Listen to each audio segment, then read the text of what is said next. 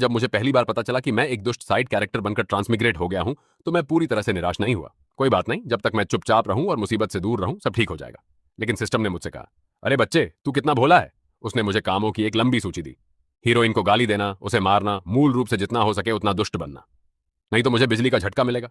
इस बार मैं सच में पूरी तरह से निराश हो गया। तुम देखो, मूल कहानी में हीरोइन एक नाजायज बेटी थी जो भटकती रहती थी।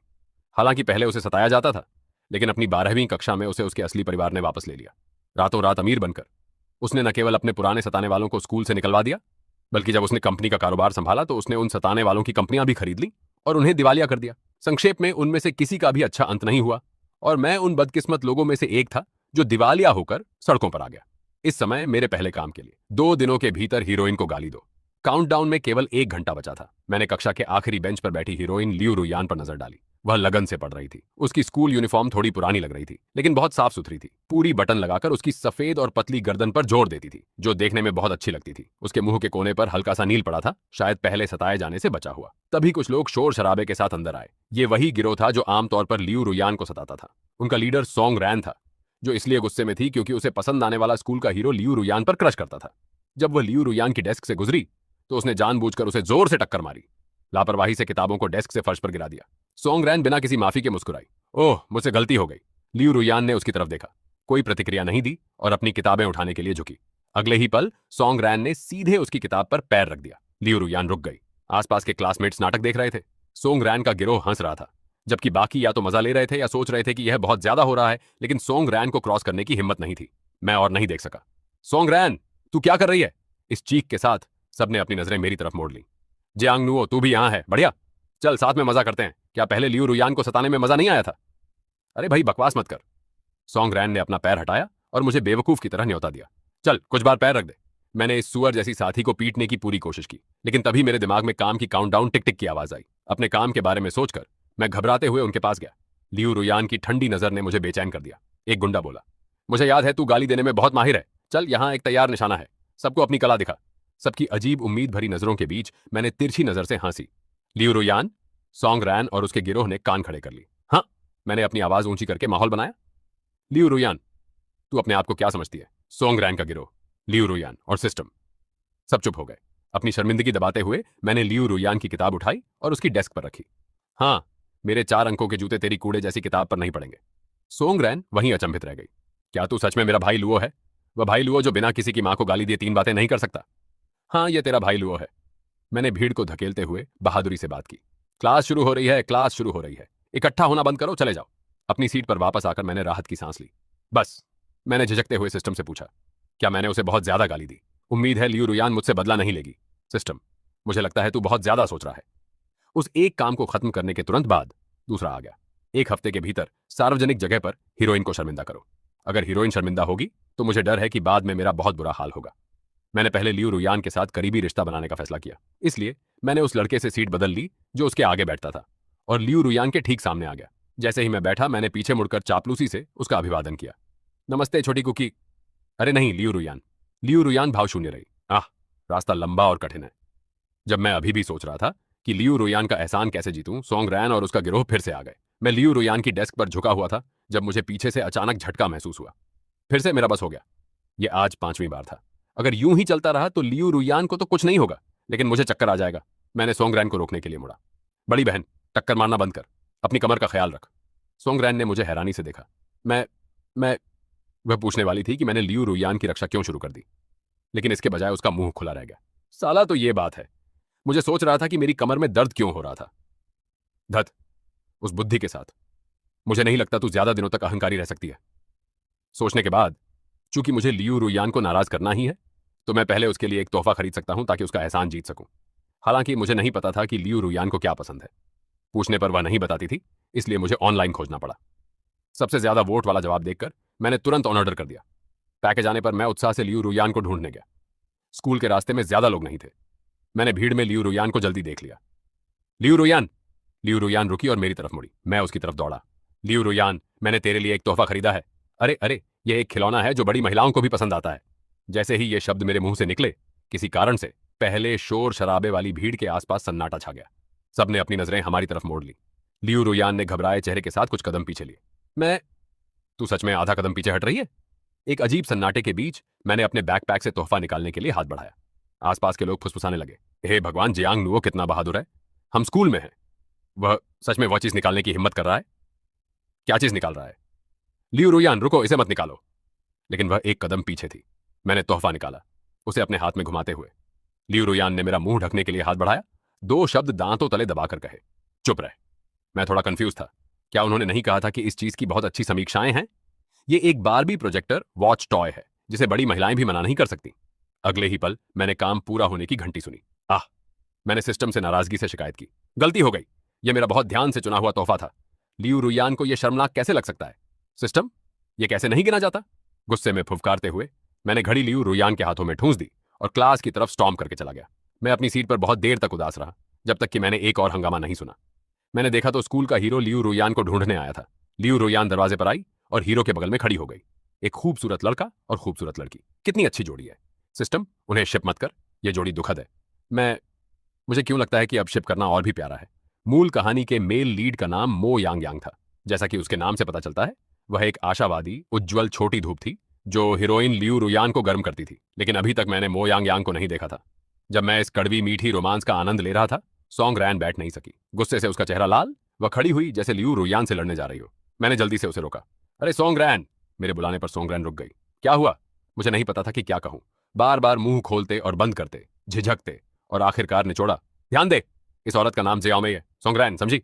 5 मिनट बाद जब लियू रुयान वापस आई तो उसने लोगों का एक समूह मेरी सीट पर बैठा मेरी कहानियां सुनते देखा। मैंने चुपके से नजर डाली और लियू रुयान को कुछ हताश नजर आते देखा जब उसने अपनी सीट कहानी सुनने वालों से भरी पाई। मैंने जल्दी से अपनी गति बढ़ाई। अंत में शियाओ शुआई ने हत्यारे को पकड़ लिया और शियाओ मेई के साथ सुखद जीवन बिताया। सबने संतुष्टि की सांस ली और मैंने खुशी से उन्हें वापस उनकी सीटों पर भगा दिया। लियू रुयान ने मुझे काफी अजीब नजर से देखा। मैंने चापलूसी भरी मुस्कान पेश की। तू भी सुनना चाहेगी? मेरे पास एक और कहानी है जिसमें जियाओ मेई और जियाओ फांग बेस्ट फ्रेंड्स हैं, लेकिन शियाओ शुआई जियाओ फांग के साथ धोखा करता है। जियाओ मेई दिल टूटकर चली जाती है और 2 साल बाद बदला लेने वापस आती है। लियू रुयान का माथा थोड़ा सिकुड़ा। जरूरत नहीं, सोचकर कि उसे उस तरह की कहानी में दिलचस्पी नहीं है, मैंने कहा। तो फिर दूसरी सुन। शियाओ शुआई एक कुलीन परिवार में पैदा हुआ था और उसकी बहुत सी अद्भुत बड़ी बहनें थीं जिनका नाम जियाओ मेई, जियाओ फांग, जियाओ यान आदि था। अंत में उसने जियाओ हुआ से शादी की, फिर भी भिक्षु बन गया। लियू रुयान थोड़ी उत्सुक लग रही थी। यह कहानी क्या है? थोड़ी परिचित लगती है। Dream of the red chamber. Liu Ruyan पूरी तरह से बेजबान लग रही थी। सिस्टम, टाइप करो एक शियाओ जोकिन से माफी मांगने के लिए। लियू रुयान को सीधे जीतना काफी मुश्किल लग रहा था। मैंने अपनी रणनीति बदलने का फैसला किया। उसकी मां का एहसान जीतो। इस तरह उसकी मां भविष्य में मेरी तरफ से दया की गुहार लगा सकती थी। मूल उपन्यास के अनुसार लियू रुयान की जैविक मां की मृत्यु उसे जन्म देने के तुरंत बाद हो गई थी और लियू रुयान को उसकी वर्तमान मां ने गोद लिया था। हालांकि जीवन कठिन था, घर गर्म था और मां बेटी का रिश्ता बहुत मजबूत था। लियू रुयान की मां का सरनेम ली था। वर्तमान में वह सोंग रैन की परिवार की कंपनी में पार्ट टाइम क्लीनर का काम करती थी। यही कारण था कि लियू रुयान सोंग रैन की धमकियों को सहती रही। वह अपनी मां के लिए मुसीबत नहीं खड़ी करना चाहती थी। मूल रूप से मैं उसकी मां को अपने यहां हाउसकीपर के रूप में रखना चाहता था, लेकिन हमारा हाउसकीपर बहुत अच्छा काम कर रहा था, इसलिए मैं उसे बिना वजह नौकरी से नहीं निकाल सकता था। संयोग से एक अमीर दोस्त को अपने हाउसकीपर को बदलने की जरूरत थी। वह एक अच्छा लड़का था, इसलिए मैंने आंटी ली की सिफारिश कर दी। आंटी ली के मेरे दोस्त के यहाँ लगभग 1 हफ्ते काम करने के बाद मुझे अचानक एहसास हुआ, रुको, मैं लीफोंग नहीं हूं। मुझे अच्छा काम करते हुए अपना नाम छोड़ना होगा, नहीं तो लियू रुयान को कैसे पता चलेगा कि मैंने ये किया। एक बार जब मैंने सोचा तो मैं अपने दोस्त के घर भागा। आंटी ली रात का खाना तैयार कर रही थी। मेरा दोस्त मुझे रसोई में ले गया। आंटी, एक क्लासमेट आज रात खाने आ रहा है, कुछ अतिरिक्त व्यंजन बना दीजिए। आंटी ली बहुत नरमी से मुस्कुराई। ठीक है, मैंने मौका लेकर कहा। नमस्ते आंटी ली। आंटी ली गर्मजोशी से मुस्कुराई। अरे युवा क्लासमेट, तुमने मेरे बारे में कैसे सुना? यहां आता है, मौका आ गया है। मैंने जल्दी से जारी रखा, मुख्य बात पर जोर देते हुए। आंटी, मैं लियू रुयान का क्लासमेट हूं। उसने मुझे तुम्हारे बारे में बताया। सच में? लिटिल लियू इतनी भाग्यशाली है कि उसे तुम जैसा अद्भुत क्लासमेट मिला। नहीं नहीं, उसका बदकिस्मत है कि उसे मुझसे धमकियां सहनी पड़ती हैं। आंटी ली को खाना बनाते समय परेशान न करने के लिए जियांग चेंग और मैंने ज्यादा देर नहीं रुके और लिविंग रूम में घूमने चले गए। अचानक रसोई से एक झोर की आवाज आई, जैसे कोई चाकू गिरा हो। हम रसोई में भागे तो देखा कि आंटी ली फर्श पर बेहोश पड़ी हैं। घबरा गए। हमने जल्दी से एम्बुलेंस बुलाई और उन्हें अस्पताल पहुंचाया। हंगामे के बीच मैंने क्लास मॉनिटर से लियू रुयान का फोन नंबर मांगा और उसे सीधे फोन किया। संक्षेप में बताया कि क्या हुआ और उसे तुरंत आने को कहा। सौभाग्य से आंटी ली के साथ कुछ गंभीर नहीं था। डॉक्टर ने उन्हें आईवी दिया। कहा कि वह बस काम से थक गई थीं और उनका ब्लड शुगर कम था और खूब आराम करने के बाद वह ठीक हो जाएंगी। इतनी उथल पुथल के बाद देर हो गई थी। मैंने जियांग चेंग को पहले घर जाने को कहा, जबकि मैं आंटी ली की देखभाल करने के लिए रुका। जब लियू रुयान आई तो वह बेदम थी और बहुत उत्सुक थी। मेरी माँ कैसी हैं? मैंने धीरे से उसे चुप रहने का इशारा किया कि उसकी माँ अभी भी सो रही थी। लियू रुयान अंदर आई, आंटी ली की जांच की, उनके आसपास कंबल ठीक किया और मेरे साथ वार्ड से बाहर हॉलवे में चली गई। उसका चेहरा चिंता से भरा था। मैंने उसे सांत्वना देने के लिए धीरे से पीठ थपथपाई। लियू रुयान की पीठ थोड़ी सख्त हुई, लेकिन उसने मुझे दूर नहीं किया। डॉक्टर ने मुझसे जो कहा था उसे याद करके मैंने उसे शब्दशः बताया। तुम्हारी माँ ठीक है। डॉक्टर ने कहा कि वह पहले थक गई थीं और अच्छी तरह आराम करने के बाद ठीक हो जाएंगी। लियू रुयान की सुंदर भौहें थोड़ी ढीली हुईं और उसने अंततः राहत की सांस ली। धन्यवाद। कोई बात नहीं, कोई बात नहीं। मैंने अपना हाथ हिलाया और उसने फिर से धन्यवाद कहा। जैसे ही मैं उसके साथ बातचीत करने वाला था, मुझे अचानक याद आया कि मुझे अभी भी एक काम करना था। काम पूरी तरह से विकृत था। लियू रुयान के चेहरे पर हाथ उठाओ। अपने मन में इस विकृत काम की शिकायत करते हुए मैंने लियू रुयान से हकलाते हुए कहा, ठीक है, चूंकि तू मुझे धन्यवाद देना चाहती है, क्या तू? लियू रुयान ने कहा, बोल, तू मुझसे क्या करवाना चाहता है? मेरी आवाज धीरे धीरे कम होती गई। ठीक है, मेरा मतलब है, क्या तू मुझे एक बार अपने चेहरे पर मारने देगी? मैं बहुत बहुत हल्का करूंगा। लियू रुयान एक पल के लिए रुकी। अगले ही पल उसने अचानक मेरी तरफ एक बड़ा कदम बढ़ाया। मुझे लगा कि उसे गुस्सा आ गया। अरे रुको, नहीं, गुस्सा मत कर। अगर नहीं तो नहीं। मुझे पता है तू उत्सुक हो सकती है, लेकिन घबरा मत। हालांकि लियू रुयान ने लाल चेहरे के साथ मेरी तरफ थोड़ा झुकते हुए कहा, आगे बढ़ो। उसका शांत चेहरा मेरे बहुत करीब था। मैं उसकी सुंदर विशेषताओं और उसकी कोमल दोष रहित त्वचा को स्पष्ट रूप से देख सकता था। मैंने सोचते हुए लार टपकाई। उसकी त्वचा इतनी अच्छी क्यों है? यह मुलायम सफेद टोफू जैसा है। ऐसा लगता है कि इसे चुटकी लेना बहुत अच्छा होगा, जैसे कि किसी ने मुझ पर जादू कर दिया हो। मैंने अपना हाथ बढ़ाया और धीरे से लियू रुयान के गाल को चुटकी ली। लियू रुयान के कानों पर शर्म की लाली फैल गई। अहेम सिस्टम, हेलो, मैंने तुझे उसे सताने को कहा था, उसके साथ फ्लर्ट करने को नहीं। मुझे लगा कि इस बार मैंने बड़ी जीत हासिल की है। काम पूरा किया और सच में लियू रुयान को नाराज नहीं किया। मुझे थोड़ा अहंकार भी हो गया, यह सोचकर कि कोई भी काम मुझसे चाहे आए, मैं उसे पूरी तरह से हल कर सकता हूं। जब तक सिस्टम ने मुझसे कहा कि लियू रुयान पर पानी छिड़के। क्या तुम लोगों को काम देते समय कभी रचनात्मकता की कमी नहीं होती? मैंने पानी से भरा एक गिलास पकड़ा, योजना बनाई कि गलती से उसे गिराकर लियू रुयान पर छिड़क दूंगा। जैसे ही मैं उसके पास गया, हालांकि उसे मेरी उपस्थिति महसूस हुई, उसने सिर उठाया और मुझे ठंडी नजर से घूरा। मैं तुरंत डर गया। अपराधी मुस्कान पेश की और पानी पकड़े हाथ को जल्दी से वापस खींच लिया। लगभग पूरा पानी अपने ऊपर गिरा लिया। मैंने हार मान ली, बस मुझे शौक मार दो। जब मैंने हार मानकर लेट जाने का फैसला किया तो स्कूल ने अचानक घोषणा की कि दोपहर की आखिरी क्लास सामान्य सफाई के लिए होगी।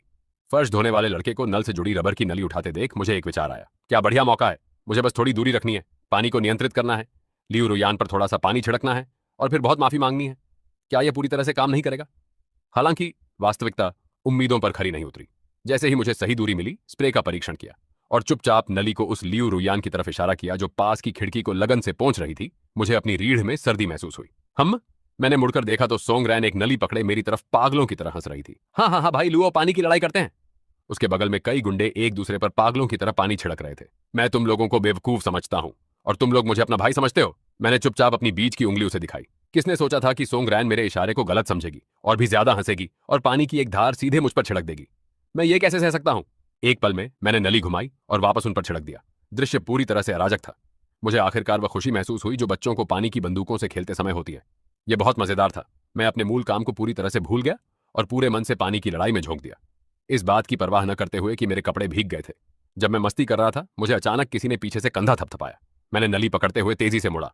1 घंटी बजी और काम पूरा होने का संकेत दिया। यह मैंने लियू रुयान को देखा, जिसके जूते मुझसे भीग गए थे और जिसकी स्कर्ट आधी भीगी हुई थी। उसका पीला परेशान चेहरा देखकर मैंने सोचा कि तुरंत घुटनों के बल माफी मांगना बेहतर होगा या भाग जाना बुद्धिमानी होगी। इससे पहले कि मैं कोई योजना बना पाता, हवा का एक झोंका बहा, मेरे आधे सूखे कपड़ों पर लगा, जिससे मैं जोर से छींका। लियू रुयान ने भौहें चढ़ाई, अपनी डेस्क की दराज से अपनी जैकेट निकाली और मेरे कंधों पर डाल दी। मेरा चेहरा चिंता और डर से लाल हो गया और मैंने उसकी जैकेट उतारकर वापस करने की कोशिश की। नहीं नहीं नहीं बड़ी बहन, तू बहुत विनम्र है, मैं इसके लायक नहीं हूं। लियू रुयान ने मेरे घबराए हाथों को दबाया। उसकी उंगलियों से निकलने वाली गर्मी महसूस करके मेरे दिल की धड़कन थोड़ी तेज हो गई। हिलना मत, इसे पहने रह। मैंने बेवकूफी से लियू रुयान को घूरा। उसने अपना गला साफ किया, हमारी आंखों का संपर्क तोड़ते हुए। अगर तुझे सर्दी हो गई तो तू मुझे भी बीमार कर देगा। यह मुझे तार्किक लगा, इसलिए मैंने बहस करना बंद कर दिया। ओह! जब मैं डरपोक और आश्रित अभिनय कर रहा था, सोंग रैन नाराज हो गई। लियू रुयान, तेरा इससे क्या मतलब है? मेरा भाई लुओ मजबूत और स्वस्थ है, कोई तुझे अपने कपड़ों की जरूरत नहीं है। अगर तुझे अपने मुंह की जरूरत नहीं है तो तू इसे किसी जरूरतमंद को दान कर सकती है, ठीक है? मेरे भड़कने से पहले ही लियू रुयान ने एक तीखी नजर उसकी तरफ घुमाई। इसका तुझसे क्या लेना देना? उसका स्वर सपाट था, फिर भी तीखा और कठोर। सोंग रैन रुक गई और मैं भी रुक गया। तुम देखो, लियू रुयान ने पहले कभी सोंग रैन की किसी भी उकसावे का जवाब नहीं दिया था। हमेशा सोंग रैन को बॉसी और दबंग बने रहने दिया था। आंशिक रूप से क्योंकि वह स्वभाव से ठंडी थी और आंशिक रूप से क्योंकि वह आंटी ली के लिए मुसीबत नहीं खड़ी करना चाहती थी। लियू रुयान का अचानक विस्फोट सोंग रैन को भी पूरी तरह से हैरान कर गया। वह चेहरा बचाना चाहती थी, फिर भी थोड़ी डरी हुई भी लग रही थी। लियू रुयान, तू तू मैंने जल्दी से बात को सुलझाया, सोंग रैन को एक तरफ धकेलते हुए। हकलाना बंद कर, क्या भीगना आरामदायक नहीं है? जल्दी घर जा और कपड़े बदल। सोंग रैन और दूसरों को विदा करने के बाद मैंने उत्सुकता से लियू रुयान के भीगे जूतों को देखा। मुझे बहुत माफी चाहिए, तू भी घर जा और जूते बदल। मुझे ठीक है। उसने मेरी तरफ देखा। तू जल्दी जा, देख कितना भीगा है।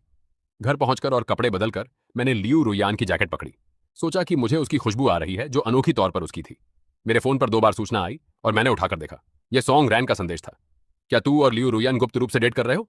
मैं कहा, क्या बकवास कर रही है? तू कुछ भी खा सकती है लेकिन बकवास मत कर। सोंग रैन, सच में कोई अफेयर नहीं? मैं, बिल्कुल नहीं। सोंग रैन, आह कितना अफसोस है। मैं किस बात का अफसोस? सोंग रैन, अगर तू और लियू रुयान एक होते तो स्कूल के हीरो और मेरा कुछ चांस होता। मैं मन ही मन बहुत निराश था। मुझे छोड़ दे। स्कूल के हीरो का सोंग रैन को नापसंद करना लियू रुयान से कोई लेना देना नहीं है। यह पूरी तरह से इसलिए है क्योंकि सोंग रैन एक असाधारण बेवकूफ खलनायिका है। फिर भी सोंग रैन के शब्द मेरे दिल में कंकड़ की तरह थे, जिससे छोटी छोटी लहरें पैदा हो गईं। मैंने लियू रुयान की जैकेट धोई, स्कूल ले गया और उसे वापस कर दी। सोंग रैन के बताए अफेयर के बारे में सोचकर मैंने जानबूझकर अपनी आवाज गहरी कर ली। बहुत बहुत धन्यवाद। लियू रुयान ने पहले भावशून्यता से जैकेट ली, लेकिन मेरी आवाज सुनकर उसने मुझे अजीब नजर से देखा। क्या तुझे गले में सूजन है? नहीं, मेरे दिमाग में पानी भर गया है। क्या अफेयर? बड़ी चिकनटांग ज्यादा है। शर्मिंदा और परेशान होकर मैंने नए काम को पूरा करने की तैयारी की। लियू रुयान को मौखिक रूप से अपमानित करो। मैंने हाथ जोड़े, पीछे झुका और टांगे फैलाकर बैठ गया, बिल्कुल एक गुंडे की तरह।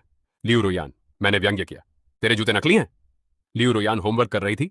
उसने मुझे संक्षेप में देखा और वापस झुक गई। हम? कोई प्रतिक्रिया क्यों नहीं? सोचा कि उसने सही से नहीं सुना। मैंने फिर से कहा, मैंने कहा तेरे जूते नकली हैं? फिर भी कोई प्रतिक्रिया नहीं। तभी मुझे एहसास हुआ कि लियू रुयान अभी अमीर नहीं थी, बहुत मितव्ययी जीवन जी रही थी। उसके जूते शायद ताओबाओ से बेतरतीब खरीदे गए थे। जरूरी नहीं कि कोई ब्रांड नाम हो तो असली नकली का सवाल ही कहां पैदा होता है। यह महसूस करते हुए मैंने खुद को गाली दी। जियांग नुओ, तू सच में एक कमीना है।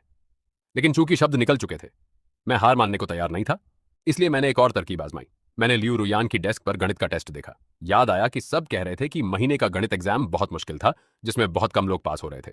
लियू रुयान, अपना स्कोर देख, केवल 140 अंक। मैं जारी नहीं रख सका और चुप हो गया। लियू रुयान, हालांकि मुझे छोड़ने वाली नहीं थी, उसने आधी मुस्कान के साथ मुझे देखा। हम? मैंने अच्छा नहीं किया, मुझे तेरा दिखा। एक स्विश के साथ मैंने अपना 30 अंकों का गणित पेपर अपनी डेस्क के सबसे गहरे कोने में खिसका दिया। लियू रुयान की हल्की हंसी मेरे कानों तक पहुंची। लगता है मुझे अपना आखिरी दांव चलाना होगा। मैंने आंखें सिकोड़ी और धीरे धीरे लियू रुयान के करीब झुका। मैं दिल की धड़कन सुन सकता था। यह बताना मुश्किल था कि किसकी है। मुझे करीब आते देख लियू रुयान कुछ सेकंड के लिए रुकी। तू क्या कर रहा है? यह देखकर कि कोई आसपास नहीं है, मैं उसके कान के करीब झुका और अपनी आवाज धीमी की। लियू रुयान, तुझे चपटी छाती है। तूने क्या कहा? मैं पीछे हटा, उसे विजयी दृष्टि से देखा और फिर से कहा। जैसे ही शब्द मेरे मुंह से निकले, काम पूरा होने की सूचना की आवाज आई। निश्चित रूप से कोई भी लड़की चपटी छाती कहलाना बर्दाश्त नहीं कर सकती। यह कहने के तुरंत बाद मैं डर गया और भागने के लिए मुड़ा। लियू रुयान ने हालांकि जल्दी से प्रतिक्रिया दी, मुझे हल्के खिंचाव के साथ वापस खींच लिया। उसका प्यारा चेहरा गुस्से से लाल हो गया। तुझे कैसे पता कि मैं? ईमानदारी सबसे अच्छी नीति है। मैं तुरंत घुटनों पर गिर गया। मानसिक रूप से कहा, मैंने बनाया था। एक अजीब शांति के बाद लियू रुयान ने एक ही शब्द निचोड़ा, निकल जा। ठीक है। जब मैं मानसिक रूप से थका हुआ था, यह सोचने की कोशिश कर रहा था कि काम कैसे पूरा किया जाए, मो यांग यांग आ गया। जैसा कि उपन्यास में वर्णित है, वह हांसमुख और आशावादी था, बहुत सुंदर भी, बड़ी बड़ी गोल आंखों वाला। क्योंकि उसने एक बार लियू रुयान की बाइक की चेन जो निकल गई थी ठीक करने में मदद की थी, दोनों की मुलाकात हुई।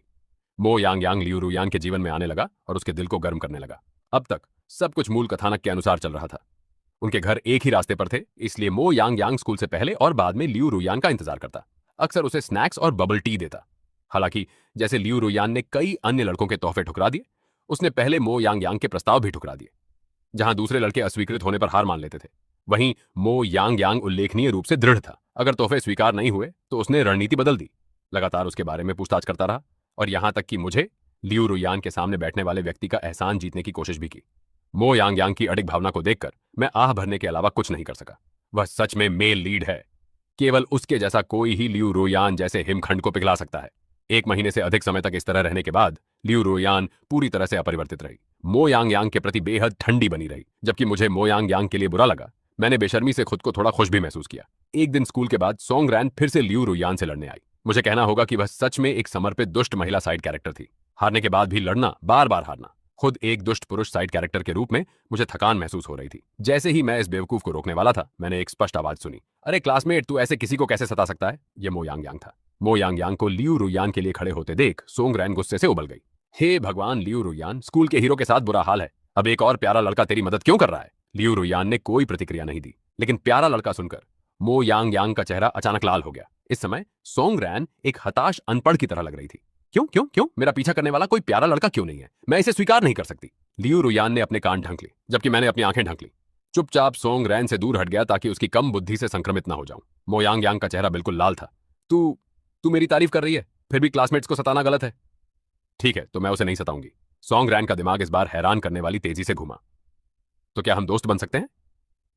अरे अरे, इससे पहले कि मैं ना कहता, मो यांग यांग ने थोड़ी लाली वाले चेहरे के साथ सिर हिलाया। इसलिए मैंने अपनी आंखों से देखा कि उन्होंने वीचैट कॉन्टैक्ट्स का आदान प्रदान किया। इस प्रक्रिया के दौरान मैंने हस्तक्षेप करने की कोशिश की, लेकिन सोंग रैन ने मुझे इतनी शुद्ध फिर भी गहरी बेवकूफ भरी नजर से घूरा कि मुझे हार माननी पड़ी। मैं क्या करूं? सब कुछ गड़बड़ हो गया। एक जहाज नीच हो सकता है, लेकिन इतना अभिशप्त नहीं हो सकता। आखिरकार विंटर ब्रेक आ गया। अब जब विंटर ब्रेक है तो सिस्टम को भी ब्रेक लेना चाहिए, है ना? फिर मुझे अचानक याद आया, विंटर ब्रेक के बाद 12वीं कक्षा का दूसरा सेमेस्टर होगा। हीरोइन को इस ब्रेक के आसपास उसके अमीर परिवार द्वारा वापस ले लिया जाना चाहिए। पिछले 6 महीनों में अपने प्रदर्शन पर विचार करते हुए मुझे अचानक इस बारे में अनिश्चितता महसूस हुई कि क्या लियू रुयान बाद में मुझे दिवालिया कर देगी। मैंने लियू रुयान के दिल में अपनी पसंद को तेजी से बढ़ाने के लिए एक आपातकालीन सुधार योजना शुरू करने का फैसला किया। चूंकि मो यांग यांग ने उसकी जांच करना बंद कर दिया, मैंने बैटन संभाल ली, यह जानते हुए कि लियू रुयान तोहफे स्वीकार नहीं करती। मेरे पास उसकी दैनिक मौसम रिपोर्ट के रूप में काम करने के अलावा कोई विकल्प नहीं था। बेतरतीब छोटी छोटी बातें करके थोड़ी चिंता दिखाना प्रभाव न्यूनतम था। मुझे थोड़ी उत्सुकता महसूस हुई, फिर भी पूरी तरह से बेबस। इसलिए मैंने हार मान ली और कई दिनों तक कोई संदेश नहीं भेजा। आश्चर्यजनक रूप से लियू रुयान ने मुझे पहले संदेश भेजा। मैंने प्रश्न चिन्ह से उत्तर दिया। उसने पूछा, क्या तू हाल ही में बहुत व्यस्त रहा है? मैं, कुछ खास नहीं। लियू रुयान, तो फिर तू क्यों नहीं पूछ रहा? मैं तुरंत नहीं समझा। क्या पूछूं? उसने जवाब देना बंद कर दिया। तभी मुझे समझ आया, मैं हमेशा उससे उबाऊ सवाल पूछता रहता था। खाना खाया? होमवर्क खत्म किया? आ लियू रुयान, तू पूरी तरह से सुनडेरे है। जैसे ही मैं अपना फोन देखकर मीठा महसूस कर रहा था, मुझे एक नया काम मिला। लियू रुयान को रुलाओ। मैंने सिस्टम से अविश्वास में पूछा। नहीं, क्या तुम लोगों को विंटर ब्रेक की छुट्टी नहीं मिलती? सिस्टम, ठीक है, बस कभी कभी थोड़ा ओवर टाइम कर लेते हैं। जब तुम लोग ओवर टाइम करते हो तो मुझे क्यों भुगतना पड़ता है? सोचने के बाद मैंने लियू रुयान का घर का पता लगाया, एक प्याज लिया और सीधे उसके घर भागा। उसके घर पहुंचकर मैंने घंटी बजाई। दरवाजा जल्दी खुला, जिससे लियू रुयान का हैरान चेहरा सामने आया। मैं, सरप्राइज, गुड आफ्टरनून, क्या आंटी घर पर हैं? खाना खाया? हाँ हाँ, हैरान हुई ना? लियू रुयान ने दरवाजा बंद करने के लिए मुड़ी। सौभाग्य से मैंने जल्दी से प्रतिक्रिया दी और दरवाजे को अपने शरीर से रोक लिया, जैसे कि डर हो कि दरवाजा वास्तव में मुझे चुटकी काट सकता है। लियू रुयान ने तुरंत उसे बंद करना बंद कर दिया। दरवाजा पकड़कर एक असहाय नजर से देखा। क्या हुआ? मैंने उसके घर में उसके बगल से घुसने का मौका लिया। फ्लैट बड़ा नहीं था। मैंने जल्दी से चारों ओर देखा। आंटी ली घर पर नहीं थी। पहले तो मुझे स्पष्ट करने दो, मैं कोई पीछा करने वाला नहीं हूं। लियू रुयान ने मुझे चुपचाप देखा। दूसरे, मैं सच में कोई पीछा करने वाला नहीं हूं। और तीसरे, मैंने अपने बैग से प्याज निकाला। क्या तू मुझे प्याज छीलते देख सकती है, लियू रुयान? इससे पहले कि वह मुझे बाहर निकालने के लिए कहती, मैंने फर्श पर बैठकर नखरे किए। बस मुझे प्याज छीलते देख, प्लीज प्लीज, बहुत प्लीज। मैं तुझसे भीख मांगता हूं, बड़ी बहन, उठ। मैं बता सकता था कि उन 2 शब्दों में बहुत सारे अनकहे गालियां थीं। मैं तुरंत वापस उठ गया। लियू रुयान ने गहरी सांस ली, सोफे पर चली गई और बैठ गई। जल्दी कर। यह जानते हुए कि इसका मतलब उसने मान लिया है, मैं तुरंत उठा और उसके बगल में सीधा बैठ गया। मैंने जानबूझकर फेस मास्क पहना और दस्ताने पहने। मुझे चिंता थी कि लियू रुयान भी मास्क चाहेगी, लेकिन उसकी कोई प्रतिक्रिया नहीं थी। इसलिए मैंने अपना सिर घुमाया और बिना देखे प्याज छीलना शुरू कर दिया। मैंने जल्दी से पूरा प्याज छील लिया। बदबू फैलने लगी और मैं अपने मास्क के माध्यम से भी उस तीखी गंध को सूंघ सकता था। लियू रुयान पूरी तरह से चुप रही। न ही मैंने काम पूरा होने की घंटी सुनी। उलझन महसूस करते हुए मैंने अपना सिर वापस घुमाया और केवल लियू रुयान का उदासीन चेहरा देखा। वह ऐसे देख रही थी जैसे कोई बंदर तमाशा कर रहा हो। खत्म किया? मैंने प्याज को, फिर उसे देखा और वापस प्याज को देखा। प्याज का धुआं सीधे मेरी आंखों में गया, जिससे मेरी आंखें तुरंत भर आईं। रुको, तुझ पर कोई प्रतिक्रिया क्यों नहीं होती, बड़ी बहन? मुझे राइनाइटिस है। तेरी आंखें कैसे ठीक हैं? पता नहीं, मेरे आंसू नियाग्रा फॉल्स की तरह बह रहे थे। सहज रूप से मैंने उन्हें पोंछने के लिए हाथ बढ़ाया। लियू रुयान का चेहरा बदल गया। उसने मुझे रोकने की कोशिश की। रुको। वह बहुत देर से आई थी। मेरी आंखें और भी ज्यादा जलने लगी। लियू रुयान ने आह भरी, जल्दी से एक टिश्यू को पानी में भिगोया और धीरे धीरे मेरी आंखों को पोंछा, ठीक वैसे जैसे एक पत्नी अपने पति की देखभाल करती है। बहुत पोंछने के बाद मैं आखिरकार ठीक हो गया। बहुत शर्मिंदा महसूस करते हुए मैंने विषय बदलने की कोशिश की। क्या आंटी ली काम पर गई थी? लियू रुयान ने मुझे एक गिलास पानी दिया। हाँ, मैंने गिलास लिया। यह गर्म था। पिछली बार बेहोश होने के बाद से आंटी ने अच्छा आराम किया है, जैसे कि आंटी ली का बोझ साझा करने में असमर्थ होने के लिए खुद को दोषी ठहरा रही हो। लियू रुयान थोड़ी निराश लग रही थी। वह ठीक है। मैंने उसे कम काम लेने की सलाह दी, लेकिन वह नहीं सुनती। अरे निराश मत हो। मैंने यह सुनिश्चित करने के बाद कि मैंने अपने दस्ताने उतार दिए हैं, उसे पीठ थपथपाई। मुझ पर भरोसा करो, तुम लोग बहुत जल्द अच्छा जीवन जियोगे। आंटी ली को इतनी मेहनत नहीं करनी पड़ेगी।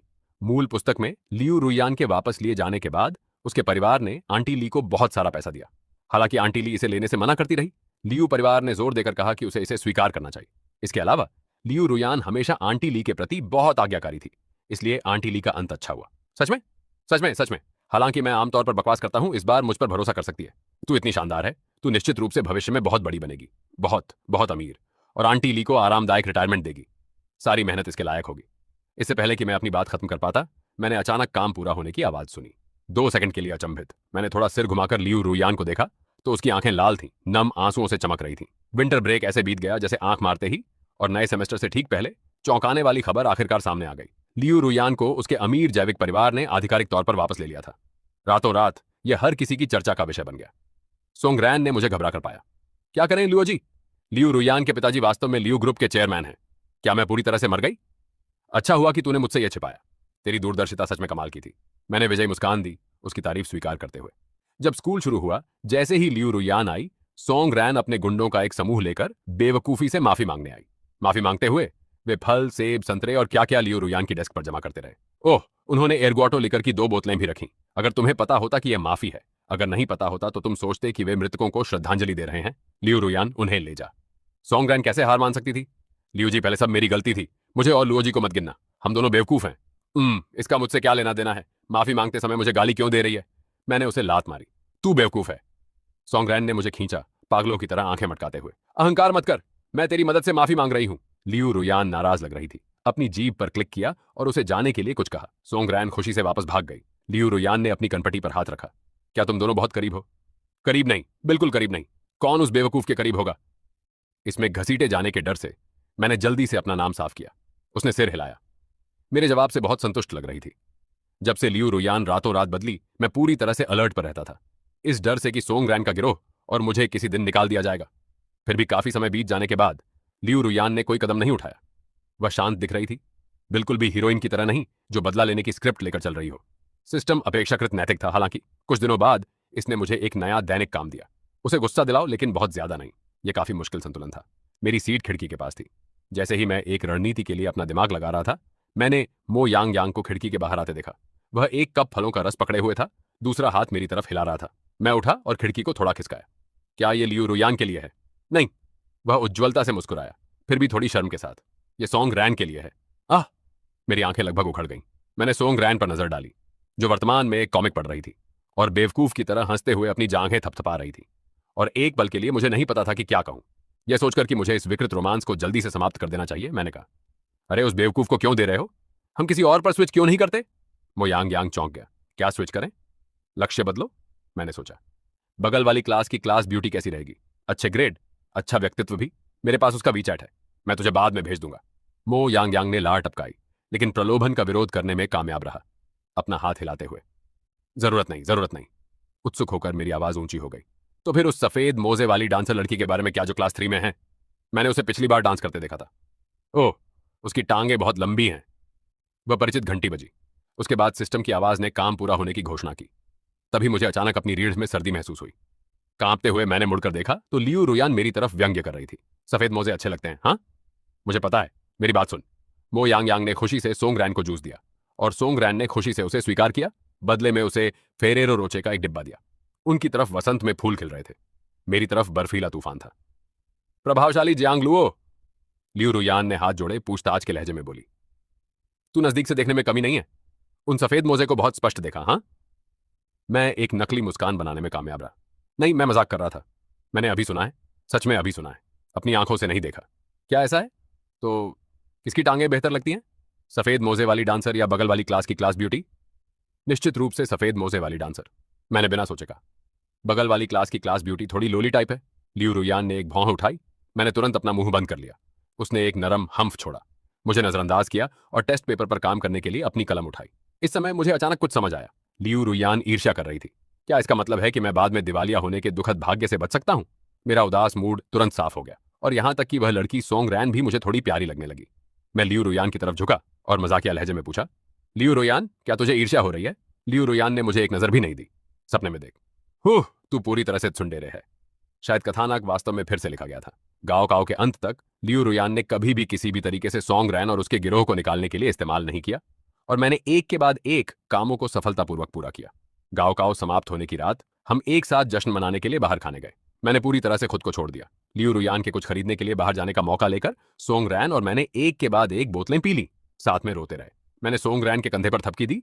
तू बच्चा क्या भाग्यशाली है, तूने मेल लीड को भी पटरी से उतार दिया। सोंग रैन स्पष्ट रूप से बहुत नशे में थी। हैं? क्या सुअर? किसका सुअर भाग गया? हम दोनों बातों का जवाब दे रहे थे। तू सही कहती है, दुनिया में 7.7 अरब लोग हैं और 25.3 अरब मुर्गियां। अगर इंसानों ने मुर्गियों से लड़ाई की तो हर व्यक्ति को औसतन 3 मुर्गियों से लड़ना होगा। आज क्रेजी गुरुवार है। मुझे 50 रुपए ट्रांसफर कर और मैं तेरी मदद से 2 मुर्गियां निकाल दूंगा। मो यांग हमारे बगल में इतना हंस रहा था कि उसकी सांसें फूल गईं। सोंग रैन को पहले थोड़ी स्पष्टता मिली, हालांकि उसकी बात अभी भी धीमी थी। सोब सोब लोजी, तू मेरा एक और एकमात्र बड़ा भाई है। आज बहुत अच्छा दिन है। कोई दिन इस दिन से बेहतर नहीं है। क्यों ना हम। मैं भी थोड़ा नशे में था। हाँ, हम सौगंध भाई बन जाते हैं। बिना सोचे, मैं बिना किसी सोच विचार के मान गया। मो यांग ने हमें रोकने की कोशिश की। जैसे ही सोंग रैन और मैं झुकने वाले थे, लियू रुयान, जो वापस आ गई थी, ने हमें अलग कर दिया। वह बहुत सिरदर्द वाली लग रही थी। उसने मुझे दोनों हाथों से पकड़ा, सबको अलविदा कहा और मुझे रेस्तरां से बाहर ले गई। रेस्तरां से ज्यादा दूर एक सुविधा स्टोर नहीं था। उसने मुझे प्रवेश द्वार के पास एक बेंच पर बिठाया, नीचे झुकी और मुझे निर्देश दिया, यहां अच्छे से बैठो और हिलना मत। मैं हैंगओवर की दवा खरीदने जा रही हूं। मैं अभी बाहर आती हूं। मैंने जोर से सिर हिलाया। जब तक लियू रुयान बाहर आई, मैं बेंच पर बैठा हुआ था, नशे में बड़बड़ा रहा था कि मैं कैसे उसे सताता था। लियू रुयान ने आह भरी, मुझे वापस उठाया और मेरा सिर उसके कंधे पर टिकने दिया। लियू रुयान को न हंसी आ रही थी न रोना। तूने मुझे कैसे सताया? मैंने तुझे गाली दी, तुझे मारा, तेरी किताबें फेंकी और तेरे जूतों पर पैर रखा। सिसकते हुए मैंने लियू रुयान को धीरे से हंसते सुना। मैं समझ नहीं सका। तू क्या हंस रही है? वह सताना नहीं है। उसने धीरे से मेरी कनपटी मालिश की। वह कैसे सताना है? क्या क्या मैंने उसे चुनौती दी या कुछ? मेरी लानत भरी प्रतिस्पर्धी भावना भड़क उठी। तो फिर बता, सताना क्या है? लियू रुयान का चेहरा मेरे सामने बड़ा हुआ। सहज रूप से मैंने पीछे हटने की कोशिश की, लेकिन उसने मुझे मजबूती से पकड़ रखा था। हिल नहीं सकता था। एक कोमल स्पर्श मेरे होठों पर आया। सांसें मिल गईं, गर्मी बढ़ गई। एक संक्षिप्त कोमल क्षण के बाद मुझे थोड़ा दर्द महसूस हुआ। लियू रुयान ने धीरे से मेरे निचले होंठ को काटा। हे भगवान, तू सच में बकवास नहीं कर सकती। यह है सताना।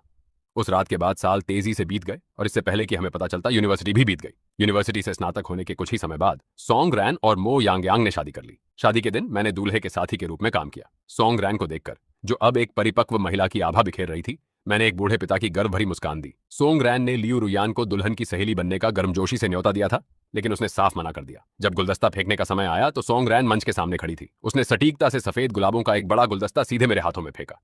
पास खड़े सबने खुशी से जयकार की और लियू रुयान को चिढ़ाया। उसने और मैंने एक दूसरे को मुस्कान के साथ देखा। उसकी तर्जनी पर सगाई की अंगूठी चमक रही थी। मैंने लियू रुयान का हाथ पकड़ा। शादी की अंगूठी के लिए बदलने का समय आ गया है। वह हल्की सी मुस्कुराई। मुझे एक कबूतर के अंडे का हीरा चाहिए। डील। मैंने सिर हिलाया। और सर्कल हीरे के साथ एक पेव बैंड भी। मैं हंसा। एक बार जब हम घर पहुंचे तो मैंने गुलाबों को एक फूलदान में सजाया। चुपचाप कुछ मिनटों के लिए उनकी प्रशंसा की। लियू रुयान ने मुझे पीछे से गले लगाया। क्या सोच रहे हो? लियू रुयान। मुझे अचानक उसे कबूल करने की बहुत इच्छा हुई। असल में मैंने पहले तुझे इसलिए सताया क्योंकि मैं एक सिस्टम से बाधा हुआ था।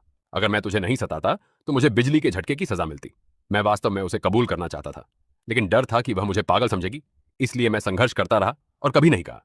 लियू रुयान बहुत हैरान नहीं लग रही थी। क्या ऐसा है? तो क्या सिस्टम अब भी है? मैंने सिर हिलाया। नहीं, यह बिना किसी निशान के गायब हो गया। मैंने पहले भी ध्यान नहीं दिया जब तक कि एक दिन मुझे अचानक एहसास नहीं हुआ कि इसने मुझे बहुत लंबे समय से कोई काम नहीं दिया था। तो यह अफसोस की बात है। मैं उलझन में था। लियू रुयान मुस्कुराई। मुझे वास्तव में लगा कि तू बहुत प्यारा लग रहा था जब तू मुझे सताने की कोशिश कर रहा था, बिल्ली के बच्चे की तरह जो खरोंच रहा हो। मैं बेज़बान था। क्या वह एक छुपी हुई मसोचिस्ट है? अगर तुझे यह याद आती है तो मैं भविष्य में तुझे सताता रह सकता हूं। मैंने उसे दुल्हन की तरह उठाया और बेडरूम की तरफ चल दिया। तू मुझे सता सकता है, लेकिन जगह बदल लेते हैं। जैसे ही उसके शब्द खत्म हुए, एक गहरा चुंबन मेरे होठों पर भारी पड़ा। The end.